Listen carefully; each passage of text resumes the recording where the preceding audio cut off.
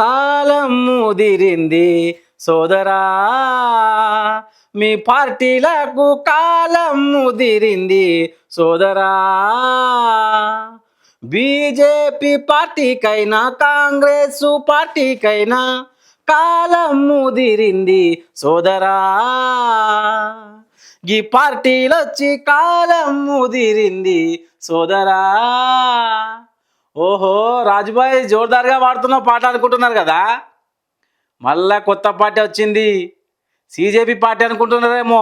కాదు కాదు కాదు కాదు, ఇగో ఆర్హెచ్ఏనట, రిజర్వేషన్ హటావ్ ఆందోళన. దిమ్మ తిరిగి మైండ్ బ్లాక్ కావాలి పార్టీ మొత్తం ఆ లిస్టు చూస్తే ఒకసారి. మరి దాని గురించి మాట్లాడుకునే ముందు ఈ వీడియో అయితే చూడుర్రి. సిజేపీ అని పేరు వింటేనే కొన్ని పార్టీలకు భయం పుడుతుంది, అవునా కాదా? ఆల్రెడీ పోరాటం మీద పోరాటం చేసిర్రు, ఒకరికి రాజీనామాకు చేపించరు కూడా.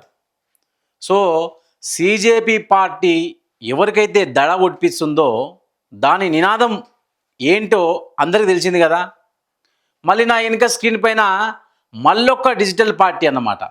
ఏందది? ఆర్హెచ్ఏ, రిజర్వేషన్ హటావ్ ఆందోళన అనే పార్టీ. సేమ్ సిజేపీ మాదిరిగానే ఇట్లా అకౌంట్ ఓపెన్ చేసిండో లేదో అట్లా మిలియన్ల కొద్దీ గంట సింబల్ నొక్కుడే నొక్కుతుర్రట. మరి ఈ రెండు పార్టీలు ఎవరి కోసం పుట్టినట్టు?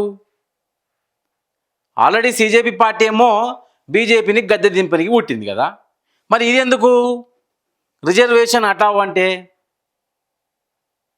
ఇది కూడా బీజేపీని గద్దె దింపనీకేనా?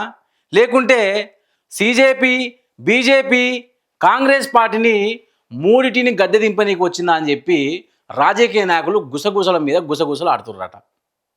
అంత పవర్తో వచ్చిందన్నమాట.